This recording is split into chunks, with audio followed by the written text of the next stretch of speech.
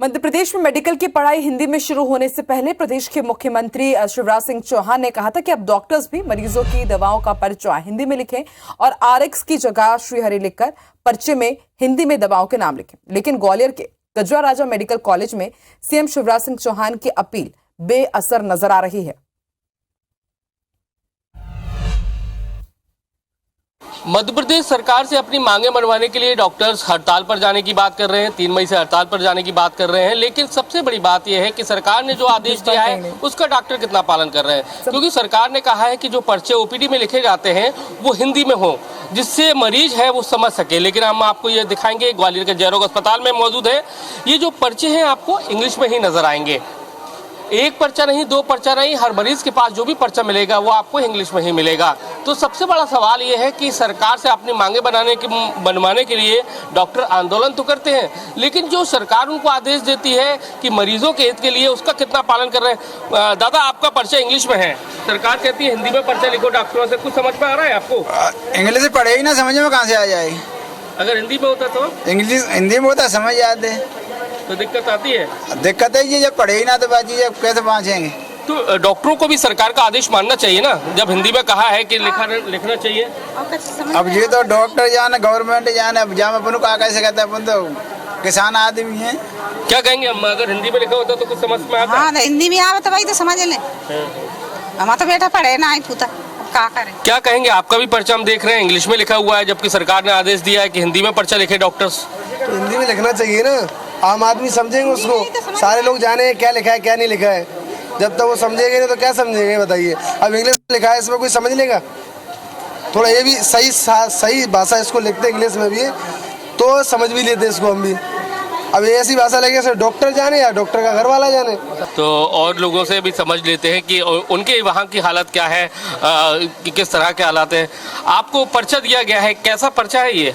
English में लिखा हुआ है सारा? जी सर, सारा इंग्लिश में लिखा हुआ है। आदेश दिया है कि डॉक्टर्स को हिंदी में लिखना है, समझ में आना चाहिए मरीज के, क्या कहेंगे? एक्चुअली सर, सरकार ने तो सब कुछ बोला हुआ है, लेकिन एक्चुअली यहाँ तो कोई सारे का सारा पूरा इंग्लिश में ही लिखा जाता है और पूछने पे कुछ समझ में भी नहीं आता है कौन सा दवा है कौन सा नहीं है।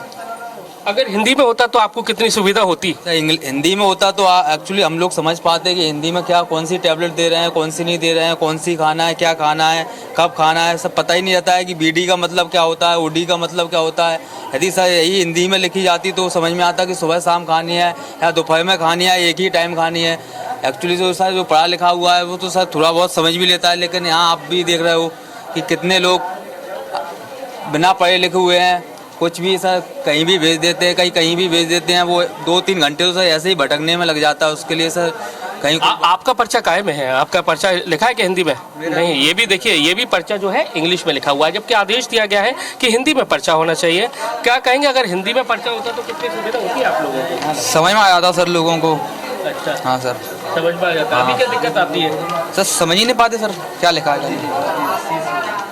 क्या कहेंगे, आपका पर्चा किस में लिखा हुआ है? देखिए, ये भी पर्चा देखिए आप इंग्लिश में लिखा हुआ है, लेकिन एक केवल वर्ड्स लिखा हुआ है सर्जरी, वो केवल हिंदी में लिखी हुई है, और जो टाइमिंग है शुक्रवार और मंगलवार को मिलते हैं वो हिंदी में लिखा हुआ है। बाकी जो वर्डिंग है वो सिर्फ और सिर्फ इंग्लिश में है।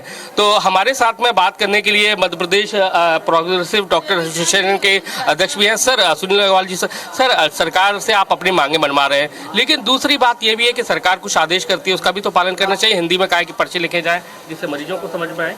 नहीं, ऐसा कुछ नहीं है। जो अंग्रेजी भाषा में पढ़ाया गया है, दवाएं इंग्लिश में हैं तो वो इंग्लिश में ही लिखी जा रही हैं, और ऐसे दवाओं को हिंदी में लिखने का ऐसा कुछ नहीं है कि हिंदी में दवाओं का नाम या ऐसा कुछ लिखना चाहिए।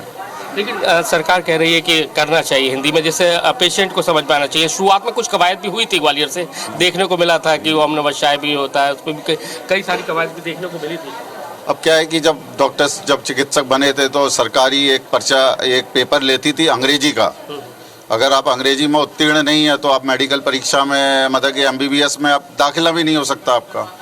अब उस समय जब ऐसा नियम था तो बहुत सारे हमारे साथी थे जिनको अंग्रेजी नहीं आती थी और वो हिंदी आती थी, उन सबको इसमें डॉक्टर बनने से आपने वंचित कर दिया।